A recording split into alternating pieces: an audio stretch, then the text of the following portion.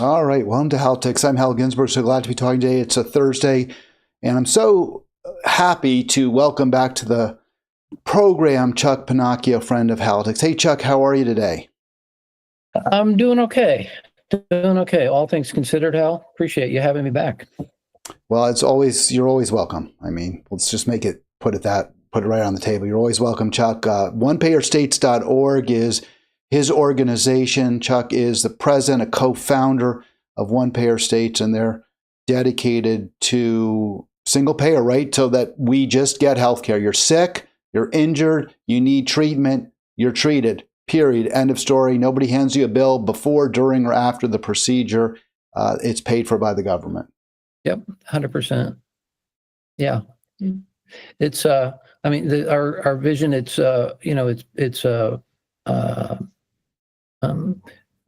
provision of healthcare is still mostly in the private sector. We acknowledge that, but that's problematic. The concentration of the industry has been really problematic. It needs to be heavily regulated, but the public funding has got to be unified, and that's the concept of single payer, one payer. Right? Is bring all the funding streams together, and everybody, as you said, gets the health care they need when they need it. Comprehensive, cradle to grave. End of discussion. Yeah, it seems like such a no-brainer. This just should be a human right, and why it is, and the fact that it isn't is an indictment, I think, of our nation. We Chuck and I met. When I say we met as activists on a more secular level. It wasn't just one issue. It wasn't just healthcare. Chuck, a former, by the way, Pennsylvania gubernatorial candidate, also longtime educator. So wears a lot of hats, and we're going to talk about some other stuff besides healthcare. We'll start on some other issues. Chuck, I am very concerned about media. You live in Washington, D.C. Do you still live in, I don't know, you're so peripatetic. I don't know where you are. You've been in Washington State. You've been in Washington. Are you in Washington, D.C. right now? I am. I'm in Columbia Heights, just off 14th Street on Monroe. Yep. So I visited, I've been to your place. I actually met you there. We went out, listened to some drumming, which was a lot of fun. So Chuck, you are in the city where the Washington Post is the big kahuna media outlet. And this is very troubling news to me. I really wanted your take on media generally, and specifically the Bezos paper, the Amazon paper, Washington Post. This just came out. Bezos put this right out there on X. He is making it very, very clear. The Washington Post op-ed page, which was relatively diverse in terms of viewpoints compared to some other papers, even I would argue perhaps more diverse in terms of the viewpoints shared than the New York Times is, which isn't particularly great by any means. That's going to change. You will not be writing opinion pieces for the Washington Post unless they defend and support, as he describes it, personal liberties and free markets. They'll cover other topics too, but viewpoints opposing, this is his words, it's right there on screen, those pillars, personal liberties and free markets, will be left to be published by others.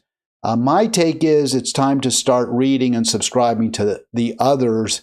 But I really wanted your sense of what this means for our society and for your project, your healthcare project. Yeah. Bezos is a real problem. We all know this. He was one of the billionaires who bent their knee and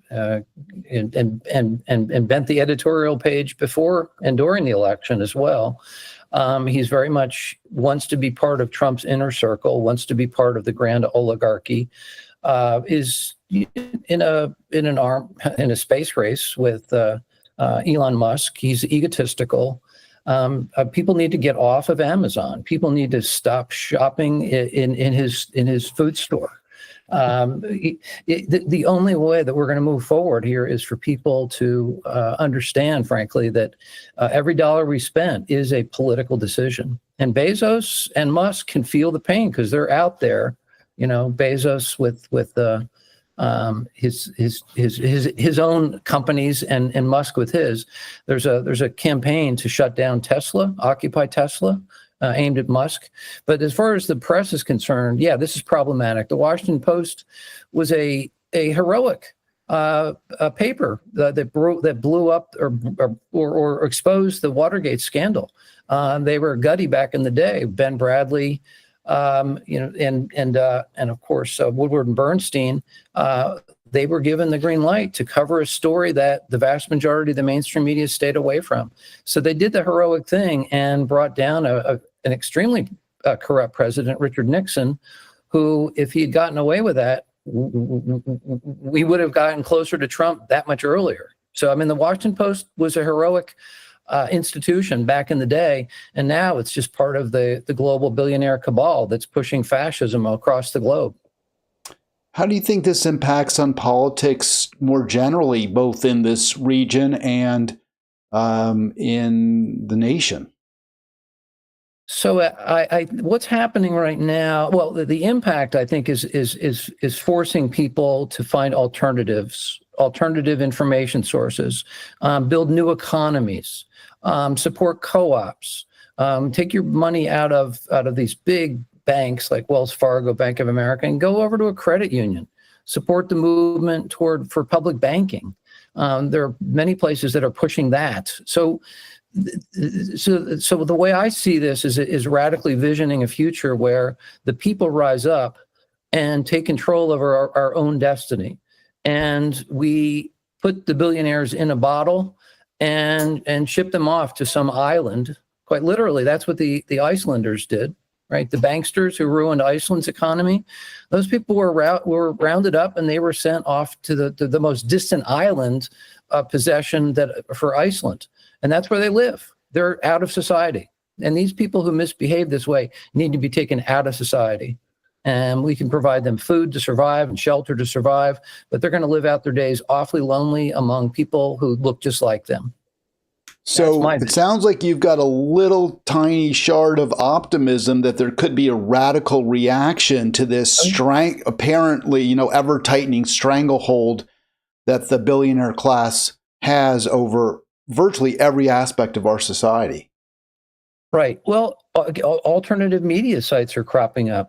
Before coming on the air, we talked about Substack. Substack is a great place to find wonderful information. We talked about our friend Chris Hedges, the historian Heather Cox Richardson, Robert Reich, Tom Hartman, this guy Anand, who was a New York Times journalist and is really pushing the envelope. He's doing amazing work. I'd have to pull up his last name, but it's Anand. If you did a Substack on search for him, he's really pushing the envelope. And he's also— Is that Gerardius, I believe? There's an Anand.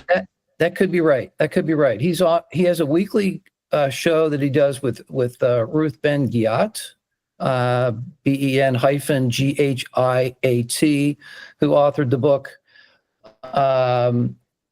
Strongmen, which talks about Mussolini to Trump and how these individuals they all want to be in complete absolute charge. They want to be dictators, and that's where we're headed right now. And Bezos and Musk and others, these billionaires, are fueling that because they see their bank accounts getting bigger and bigger, and completely neglecting their civil and civic responsibility in a republic. They're fueling this radical right movement toward a fascist dictatorship. That's ultimately what's happening, and along the way, as you mentioned, they're taking down that part of the welfare state that helps the most vulnerable Americans. I mean, children, elderly, poor people. That's what they're doing. They're strip mining the entire welfare state designed to help the weakest and the most vulnerable among us. Meanwhile, the billionaires have hijacked the welfare state for themselves. They're reaping money from the government. They're raping the government, and they're creating this state corporatist model of an economy, the oligarchy that Bernie calls it, one of the three cornerstones of fascism, the other being religious nationalism, Christian nationalism, and the third is white nationalism or white supremacy. So those are the three cornerstones of fascism that if people can wrap their minds around, they'll understand what's coming at them. Chuck Panacchia with us, president of One Payer States. Do go to onepayerstates.org. Again, their focus is healthcare, but we're talking more broadly about society, about media, about the impact of the election by Trump's election, second election, That's all on the table today. We'll have Chuck Choll a little before 1. The phone number, East Coast time, 240-242-5646. I would love to take your call if you have a question, comment, or concern you'd like to share. I'm just going to make sure, it may miss the ringing if it sometimes doesn't always work correctly, but we'll do the best we can. You mentioned 2 names in your kind of list or litany of go-to media sources that intrigue me. Chuck, you mentioned Tom Hartman. I have my differences with Tom Hartman, as I mentioned. I feel very, very comfortable and confident relying, not that I always agree even with Chris Hedges, but I feel more aligned with him, shall we say. These seem to me to be arguably left of center for sure, but pretty different in their perspective. What's the value that you feel comes from listening to both and taking what you find most valuable from each of these 2 sources? Well, for starters, they're both very brilliant, and they're investigative journalists. They're people who really don't settle for the sort of the standard narratives, the contemporary narratives. They diverge in terms of their view of the Democratic Party in particular. But I looked at Chris Hedges. He's excellent in terms of analyzing the problems. And I agree fundamentally with his critique of the Democratic Party. I'm a harsh critic of the Democratic Party. If I saw an alternative that could get us to a pushback, a clear opposition, not just a rival party, but a party that actually needs to do the fight against this really fascist Republican Party at this point. There are a handful of Democrats who are beginning to take off the gloves and are starting to actually say again and use the word that is appropriate for our time, which is fascism. And one of them is Jamie Raskin. He's been snarling a little bit more recently. I think he's getting his voice back. Same thing with Maxwell Frost, who really kind of quieted down there for a while. I noticed that he kind of bottled it up a little bit in the run up to the election, but he's kind of rediscovered his voice. AOC is out on the stump. Ro Khanna's out on the stump. Bernie Sanders, and these folks, some of them are going into red states. They're going to talk to people whose representatives have completely abandoned them, right? The Republican Party has completely abandoned working class people. And a lot of them just fell for the culture war bait and voted against their own economic self-interest. But I think now buyer's remorse. Trump's numbers are sinking. The economy is beginning to crater. If you look at Wall Street, those numbers are coming down. I pulled off my own teacher pension. I pulled it off of Wall Street. I put it in a safe savings account at my credit union here in town. I really think that this is my theory. I'm not telling people what to do, but my theory is that Trump is actually trying to sink the economy. Because you sink the economy, and then the billionaire class comes in and buys up land and other commodities for pennies on the dollar, and watch their wealth soar even higher. And in the meantime, I don't take it all for granted that we're going to have elections in the foreseeable future. I can easily see the scenario that played out in Germany, 1933, some kind of a Reichstag fire, where Trump comes in, declares a national emergency, and says, we can't have elections. We need to suspend democracy to protect democracy, is basically what Hitler said back in the day. And that's his playbook, I believe. Well, you and I discussed before the program where we wanted to take it. And one word you used that I really appreciated was strategize, that you want to strategize how we can, take our country back, to use a somewhat hackneyed phrase. Yeah. And I wanted to bring what Chris Hedges is saying about that into this conversation, because it's a little different than where you're going. And since you mentioned him, I'd like to hear your response. I saw Hedges over the weekend, listened to him speak, and he at the Worker Strike Back convention or conference in Seattle, and he said what he has been saying consistently. He argues that the Democratic Party is no less than the Republican Party part of the problem, that we cannot solve our slide into, or our now really just our accelerating move into fascism by electing the Democrats, that they're part and parcel of the problem. He argues we need to stand up an alternative or emerging party. The fact that there isn't one now means we have to build it. But even more importantly, a bigger factor he argues is a true labor movement, general strikes, taking down the economy however possible. And you've alluded to that, Ray, or you've talked about that, taking your money out of banks, putting it into a credit union, canceling your Amazon account and the like. So how do you respond to those points by Hedges and that I just reiterated?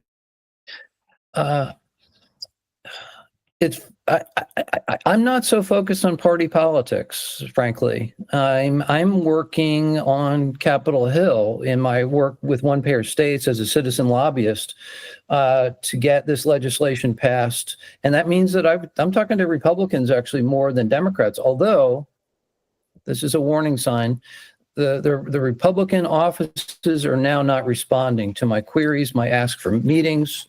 I think that there is now I'm seeing this appear in different media sources, that the Republican leadership is telling the Republicans, do not do town halls any longer. Don't do town halls. Don't put yourself on the firing line. What happened last week was really, if folks saw any of that footage of those Republican town halls, people are angry. And so I think the Republican Party right now is of the mind to just sort of keep their head down and not do anything that might cross up with Trump, with what Trump and Musk are attempting to do. If anybody saw that so-called cabinet meeting, any of that footage, Musk dominated. He's not even a cabinet member, and he dominated the cabinet meeting, while Trump appeared to be nodding off. It was just bizarre. So, what the Republicans in Congress are doing is they're ceding their power. They're not even asserting their own legislative function. The Democrats are in the minority, so there's not a lot they can do. But having said that, it's appalling to see Hakeem Jeffries interviewed, and I don't feel defended when he's speaking. I don't feel like he's out to protect the country. I feel like he's primarily listening to the donor class. And I think that fits right in there with what Chris Hedges is saying and Ralph Nader is saying, is that the Democratic Party has become too closely aligned with wealthy interests and have lost touch with working class people, become tone deaf. But that's not every single Democrat. I want to work with those who are willing to and can wake up. Mark Pecan is a good person, I think. Pramila Jayapal, we've talked about in this space before. I'm going to work with whoever's willing to work with me, and that also includes Republicans. If they take my meetings, absolutely. Let's talk about this legislation we're working on to get help to the states so the states can model universal healthcare systems. And that's the pathway forward. So I'm willing to talk to anybody, Hal, but I'm not really thinking in terms of elections right now. I think that's just so distant in my own mind that I'm just focused on the resistance and not just the resistance, but the pushback, and not just the pushback, but building for the future, and also refusing to comply with the financial system, this capitalist system. And I think we need to use the tools of ridicule, satire, comedy, every tool in our toolbox to really shame and call out everybody who's not in the fight, everybody who is complicit. Democrat, Republican, independent, doesn't matter to me. I want to just take this one person at a time, one conversation at a time. And that's how I think we build a strategy, is through relationship building and then visioning the future. And we can talk about that a little bit more if you want. Well, you mentioned vision, and I was going to go to that vision thing, because my criticism, in fact, I told this to Jamie Raskin when I had an opportunity, that I'm not hearing vision from the Democratic Party, not hearing it from him. I'm not hearing it from AOC. Yes, they are, as you point out, critical of Trump. They can be harshly critical. They'll be very, very negative about the Republican Party, but I'm not hearing a vision of a better America from them, or from them speaking for the Democratic Party. Now, I understand it's pretty hard to, put a beautiful, just America where everyone has enough and no one has too much, in the words in the mouth of a Hakeem Jeffries or a Chuck Schumer, because they're corrupt. They're the congressman and senator from Wall Street and Israel and the military-industrial complex. But it would be nice to have our so-called Democratic champions saying, hey, if we're fighting for single-payer healthcare, for Medicare for all, that's what we are in the fight. We're fighting for peace. And I don't hear that from them. I don't hear that. And that's why I tend to be much more sympathetic to Chris Hedges' viewpoint than Tom Hartman's. Mm-hmm, mm-hmm. Fair enough. Fair enough. I mean, where I do follow Hartman is, again, on his investigative stuff. When he starts leaning into the partisan Democratic thing, I tend not to pay much attention. Again, I pick and choose what seems to work for my own visioning and my own strategy building.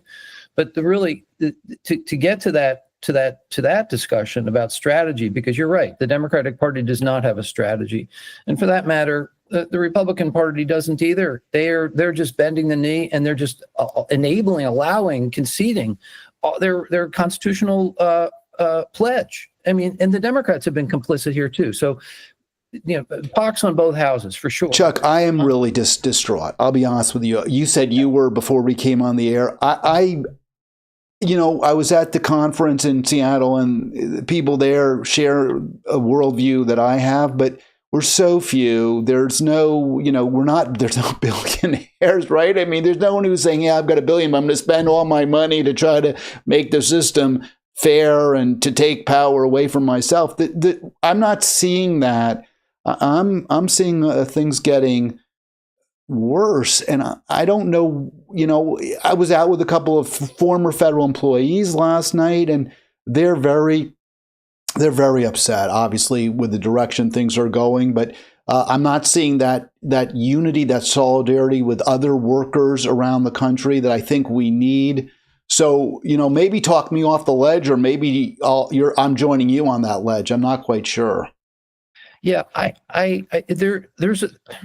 look, the revolution is not going to be televised, right? I mean, we're not going to know ultimately what's happening because it's not going to get the coverage, but there's a lot of actions happening at the local level.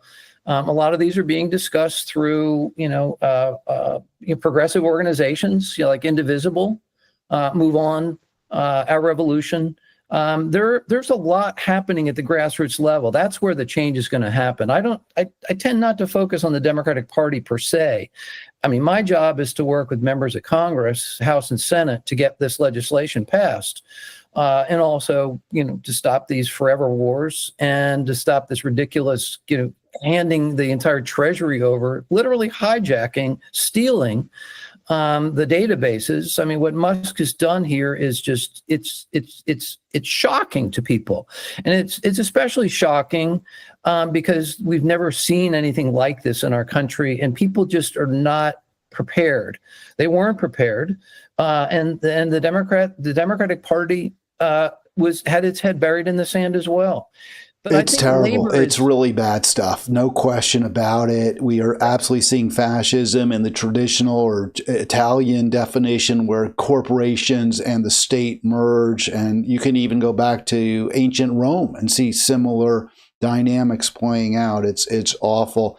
As a healthcare advocate, you must be distraught about the headline I just put up there. This is from U.S. News and World Report, hardly a radical left-wing paper or journal, but yet they're, coming right out and saying that these proposed Republican cuts, and Trump had even said, I'm not going to cut Medicare. Obviously, he is. Do you want to kind of expand on what U.S. News is telling us here? Shutter hospitals, clinics, and nursing homes across the country.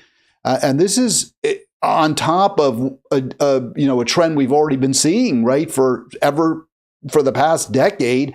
Fewer and fewer rural hospitals, less services available to in also healthcare deserts in inner cities. This is just one more, I guess, nail in the coffin of a decent, caring, civilized society.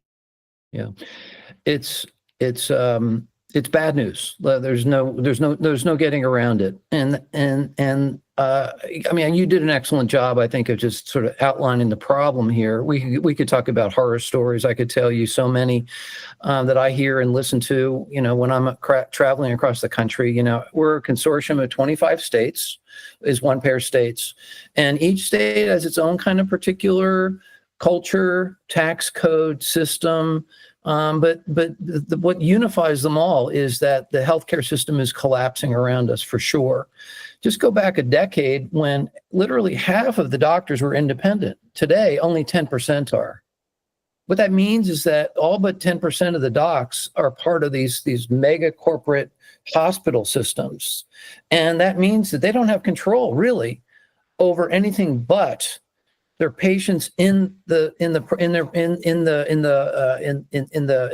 examination room, and even there they have to subscribe to a time period, a quota system. We call it assembly line medicine. So the doctors aren't giving the time that the patients need to actually have a decent conversation to explore what's going on. So the system is broken every which way, to be sure. And Medicare has been in the process of being privatized through so-called Medicare Advantage, which we call Medicare Disadvantage. So the problems are many. So what I have to do to keep myself sane and keep myself grounded and not as distraught as I might otherwise be is to see that future time when we are a just society, when we have universal justice across the board, healthcare and health justice for all. And health is everything else, including democracy and housing and climate, everything else. We've got to see it coming together. So I think in this moment of crisis, and it's going to be an extended moment, it's going to be years here, and to have to unwind the damage and to put it back together may take a decade or more. So people have got to pull together and support one another. And again, be smart how you spend your money. Take a look at the Montgomery bus boycott, where poor Black, mostly service workers, boycotted the Montgomery bus system. And they brought that bus system down to its knees. How did they do that? They walked, they caught rides, however they could alternatively get to work, to their place of business. It worked.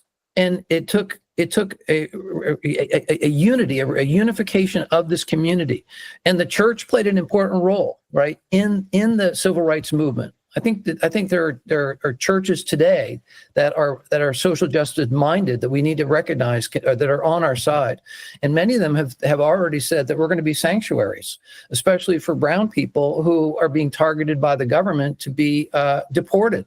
So there's a grassroots movement here that we're not going to be hearing very much about because the mainstream media, to your point, is controlled by the billionaire class. So we're not going to even see much of that discussion on MSNBC, which just fired Joanne Reed, one of the fresh voices over there actually talking about real issues. She's gone.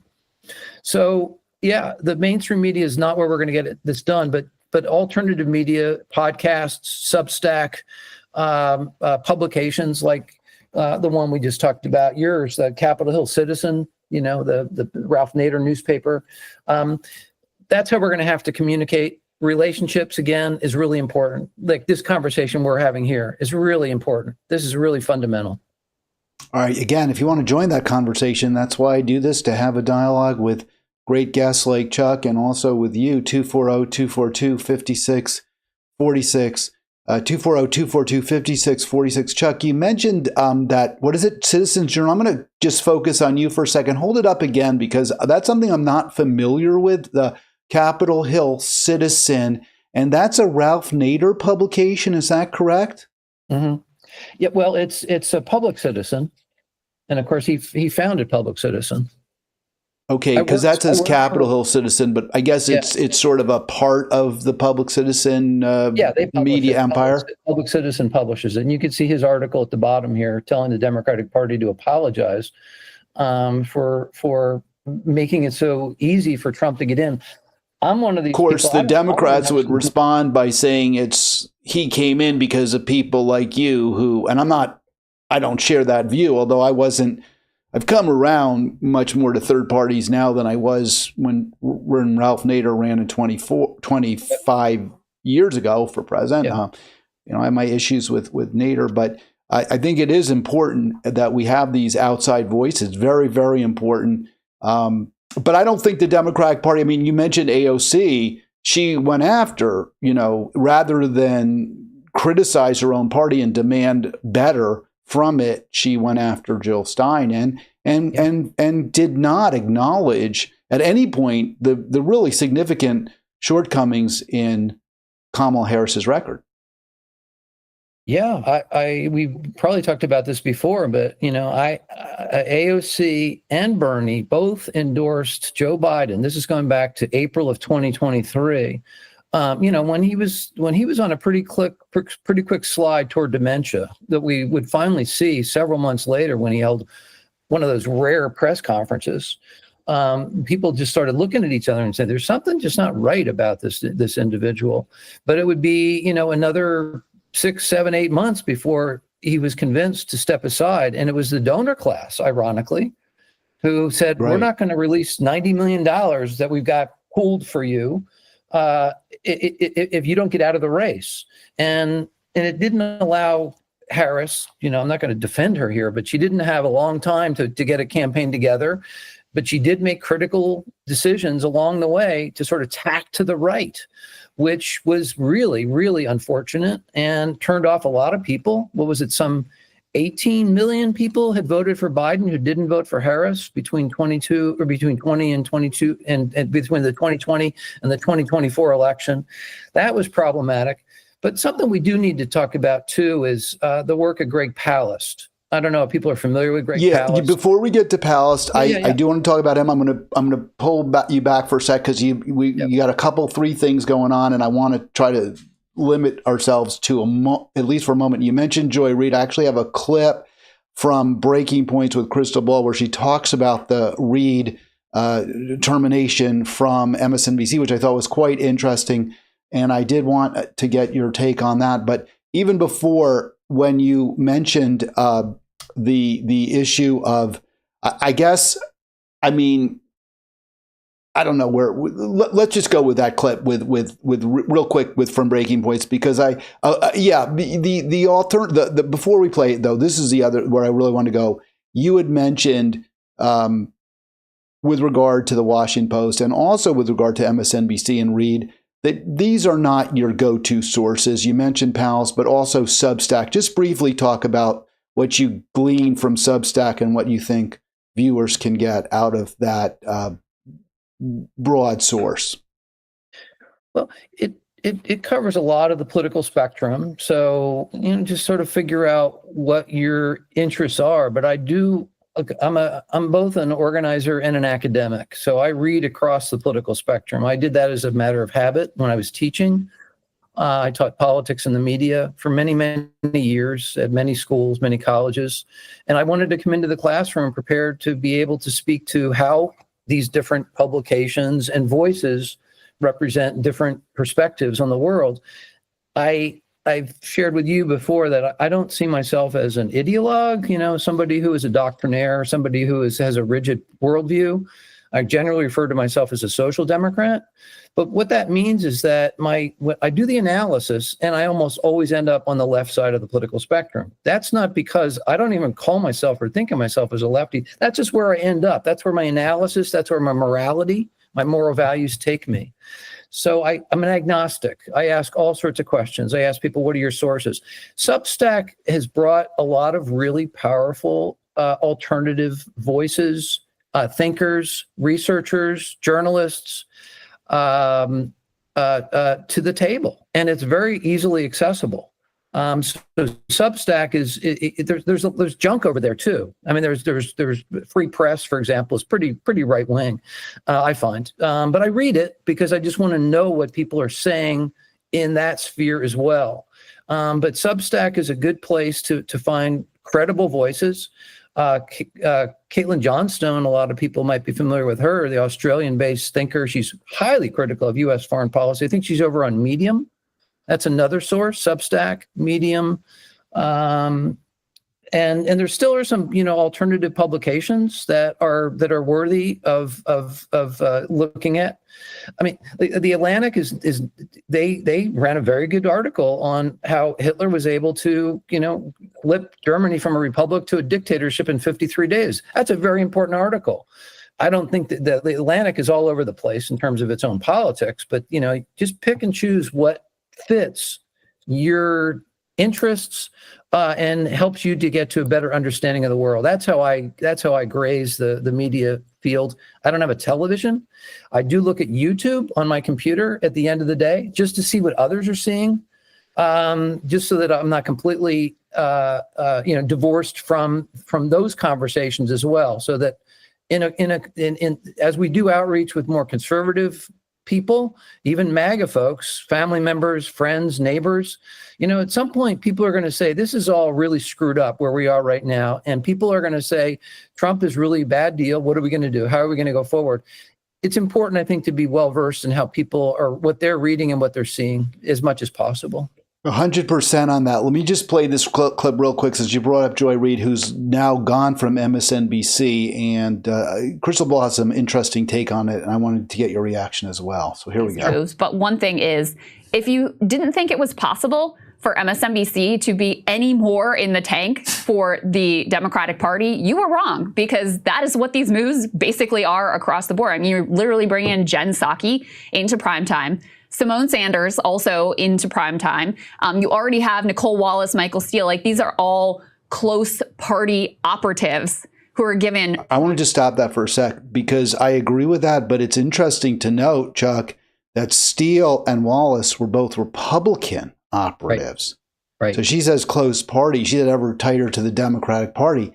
But in a way, it's true because the Democratic Party, to me, has moved in the direction of the Nicole Wallaces and the Michael Steeles.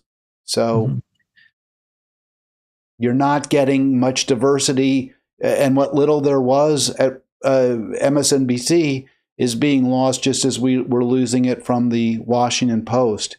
I don't watch MSNBC. I never watch it. I don't find any of the hosts interesting in the least. Some people think Rachel Maddow is talented. I don't personally. I never see the appeal in her, but I know some people do. I don't but to the extent that you might hear some conflict with the Democratic establishment and liberal media elites, you're going to hear less of it. Reid, on occasion, would criticize the militarism in the Biden administration. She certainly would have and did with respect to the Trump. But now you're only going to hear attacks on Trump for being not aggressive enough, I think, when it comes to wars. Yeah, it's a real problem. You're 100% right. Mehdi Hassan, who was highly critical of U.S. foreign policy enabling genocide in Gaza, I mean, he was kicked off the air, right? So, and he moved to London, and I think smart, So now he's sort of out of the firing line. He went, he's got roots in Britain and the U.S. Mehdi Hassan, he's very good. He's got his own podcast. He's got his own articles. I think he's on Substack as well.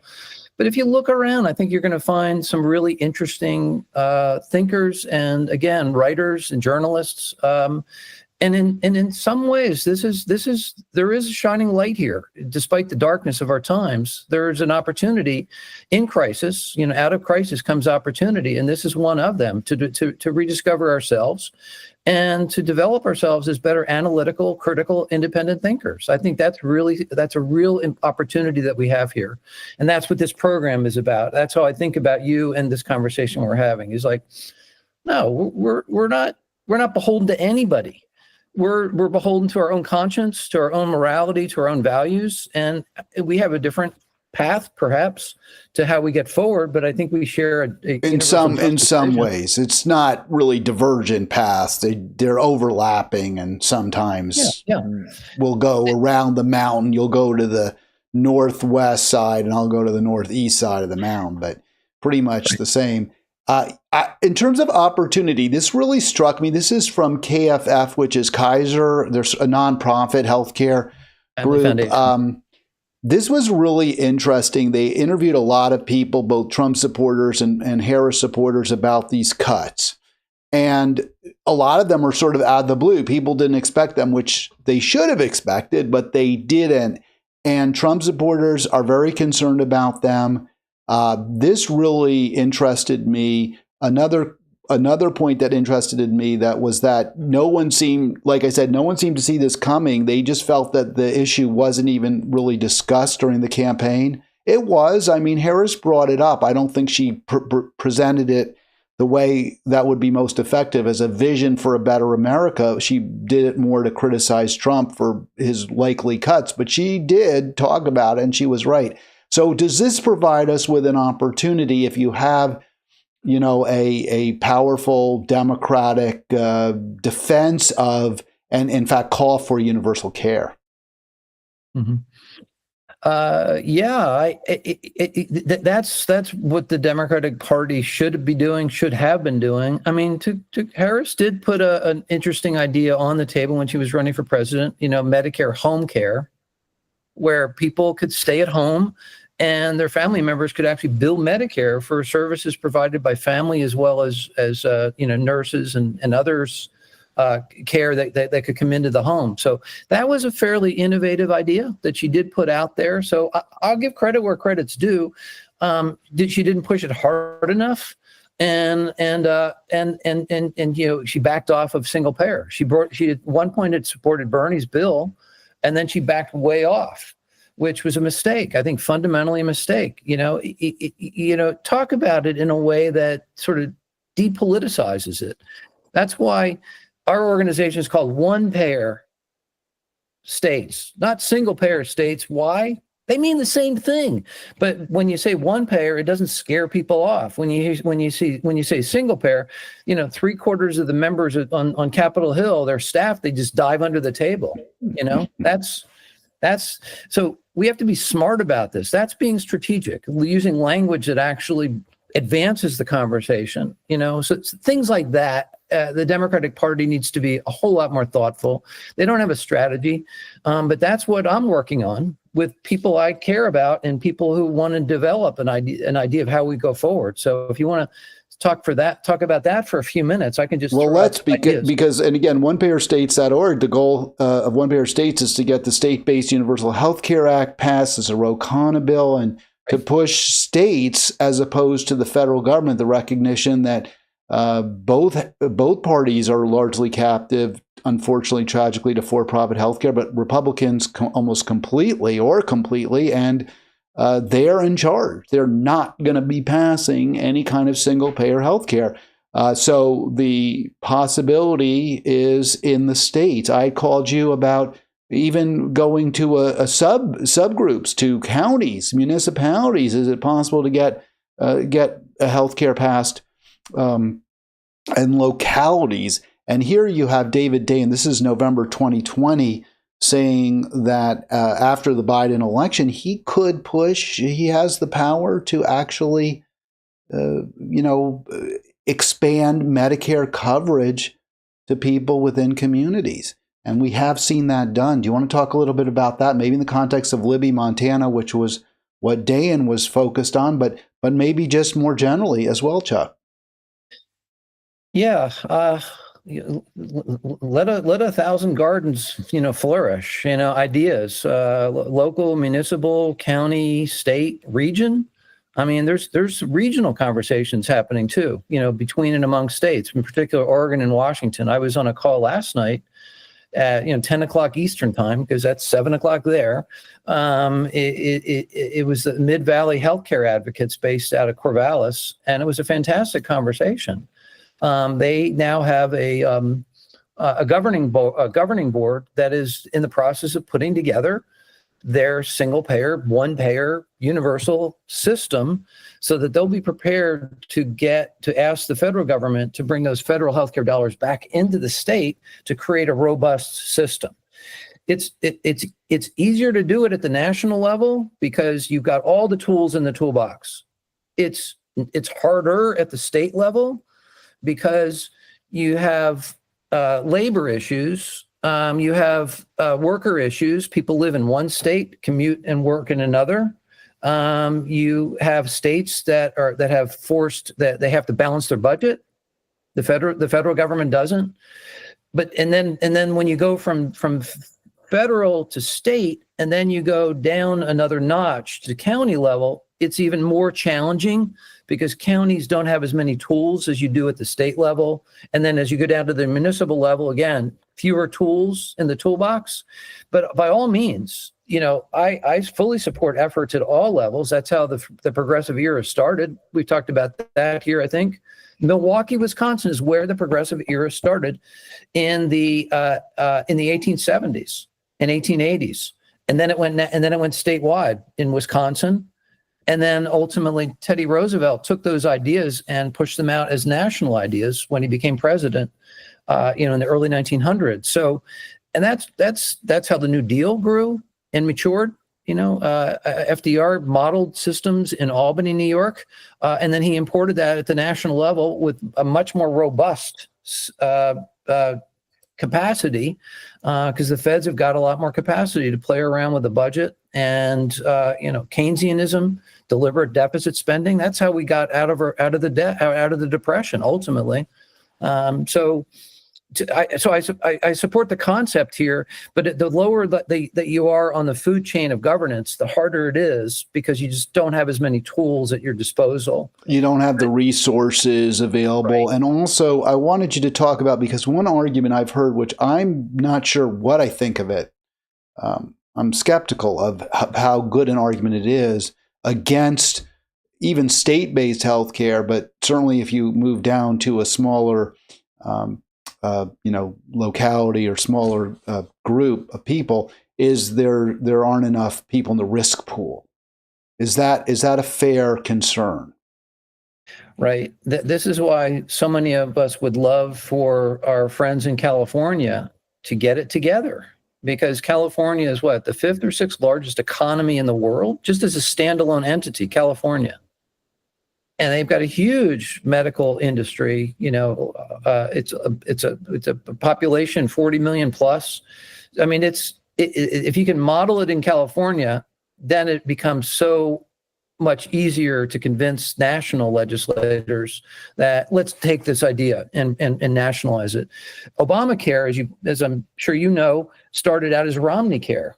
It was modeled in Massachusetts, but the problem with that. The facts were hidden from people. There was a lot of deceptive messaging around that. The adoption of the Affordable Patient Protection Affordable Care Act, which became known as Obamacare, is that it was massively subsidized in Massachusetts. They were borrowing from Peter to pay Paul. They were taking from other social services to fund the healthcare system in Massachusetts. So it was not ultimately a very pretty picture. And the problem at the national level with the Affordable Care Act is that it did almost nothing to tackle the systemic cost drivers in healthcare. And arguably made them worse because it guaranteed this whole new pool of customers without reining in, for example, the cost of pharmaceuticals and also, hospital expenses and the like. I mean, the insurance companies are they're supposed to be these gatekeepers to make sure there's not a lot of overcharging, but that doesn't work at all. That doesn't happen. There's terrible overcharging. You see it all the time with the bills where it says $1,000 and your health insurance company paid you $300 or something, paid $300 and you have to pay $100 back as well. I mean, the costs that are assessed are just totally disconnected with what the bills say and what are actually paid. Absolutely. And the Medicare system, which I'm now more familiar with, having just turned 65, I mean, Medicare Part C is Medicare Advantage. And more than 50% of seniors are on Medicare Advantage. Why? Because it's the only thing they can afford, in terms of wrapping around their Part A and B. They do this with Medicare Part C, but the problem with Medicare Advantage is that it actually puts you at a disadvantage. That's why we call it Medicare disadvantage, because you don't get what you need when you need it. That's the problem. It's a bait and switch.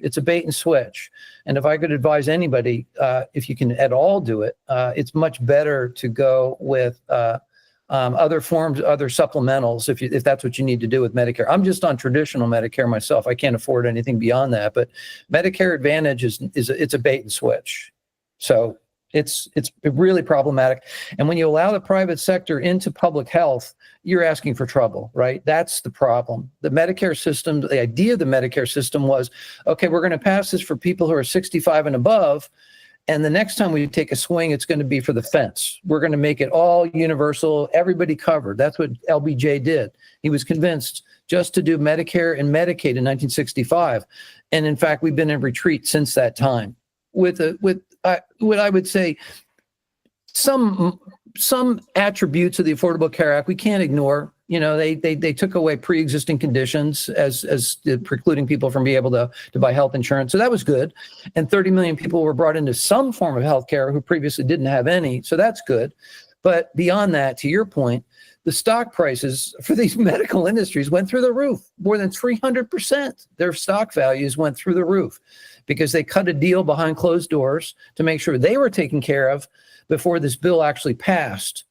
And ironically, it started as a Republican bill, you know, in Massachusetts, Romney, and then ultimately only Democrats voted for it. And then the Democrats got wiped out in the next midterm election. And then they didn't want to talk about it for a long time going forward. And the Republicans were all about repealing, you know, Obamacare. There's also a racist subtext here as well. I mean, the reality is that the fact that Obama was elected first black president is really problematic from the sense of the rising fascism. That's one of the other cornerstones. That's another conversation. Well, I mean, Obama has to take responsibility for what he did and didn't do. And I mean, he did a lot of bad things and didn't do as much of good things as he could have. And I mean, I don't know where to go with that. I mean, do people blame him worse because he's black than if he were white? I don't know. He's probably our most popular ex-president even today. I got to believe he's the most popular ex-president over Clinton, over W, and over Biden now. And his wife, Michelle, is actually the most popular public figure still to this day.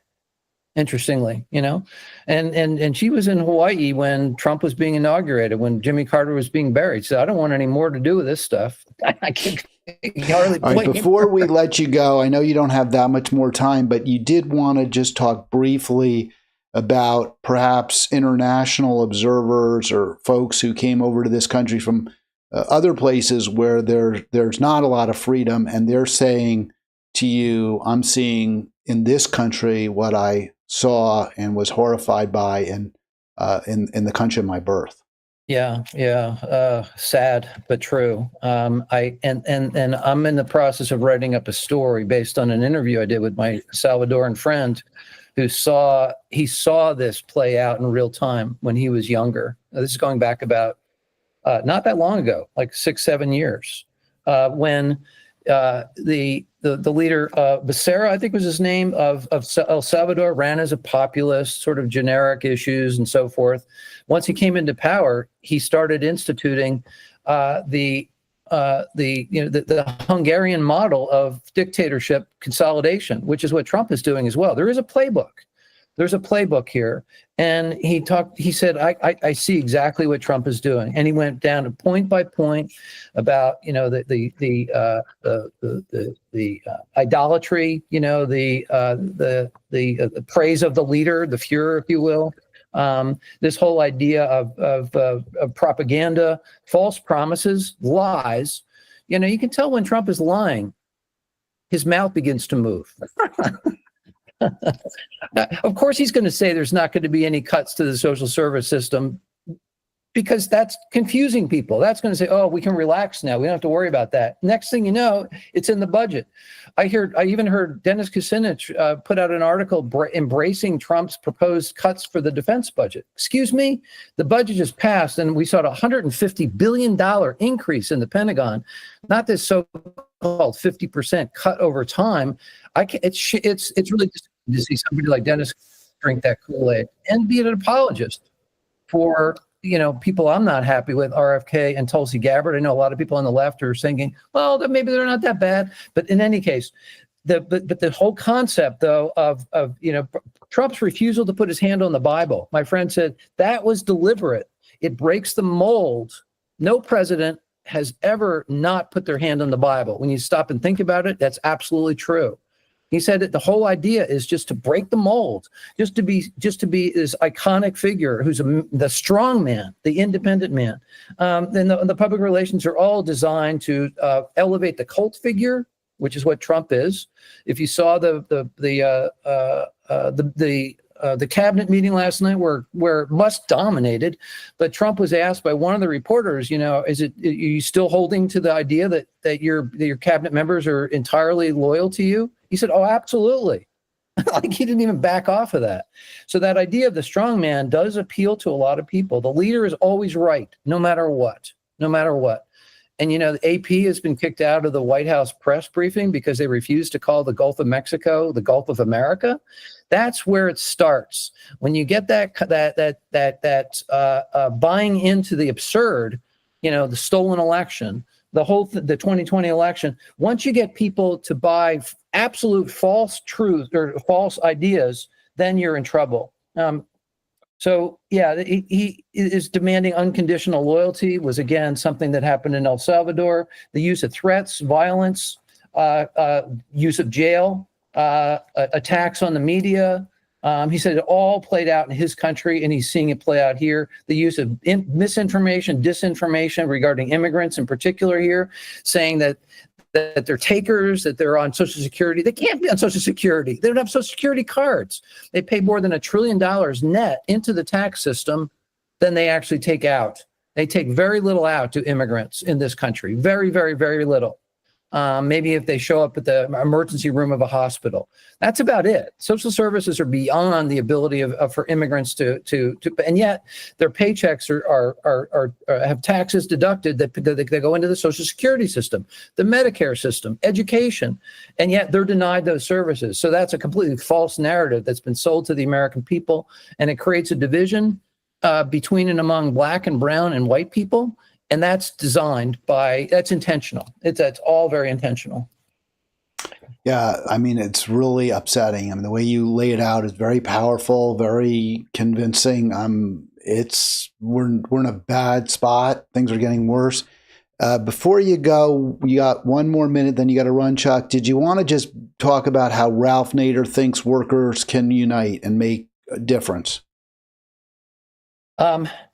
Yeah, well, there's a group called, the acronym is FUN, F-U-N. I was just reading about them this morning. Anand was doing an interview with one of the, it's a composite of different labor union representatives, so that they're coming together to talk about common ground. So, representatives from SEIU, United Food and Commercial Workers, the American Federation of Teachers, you name it, National Nurses Union, all united, all of these labor union leaders are coming together to talk about how we need to pull ourselves together, public and private, point you were making earlier, as well as across all industry sectors in order to create mass movement. And then this will help play into our capacity to make economic targeted boycotts and building new economy that much more powerful and robust.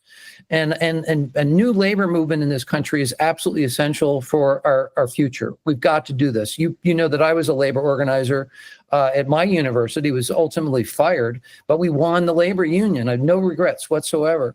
But labor was the key to getting the New Deal programs passed. FDR said, make me do it, and labor made him do it. Right? So labor is really, really, really a critical player here to taking us forward, even though it's relatively small. I think 9% of the workforce and mostly public sector. But labor rights need to pull together. That's what Ralph is saying, and that's what's actually happening. All right, Chuck, I want to just thank you very, very much for joining me. I know you got to run. I really appreciate your time. It's extremely valuable. It's extremely informative as well. So, and gives us some paths forward that we may not have contemplated. So thank you for all of that, and we'll talk again soon. Okay. Let's talk strategy next time. Appreciate you, All brother. right. Well, we did talk a little bit. We should have talked more strategy. I blame myself for that. All right. We'll be back. I'll be back tomorrow. Should have Carlos Childs joining me on Halitics.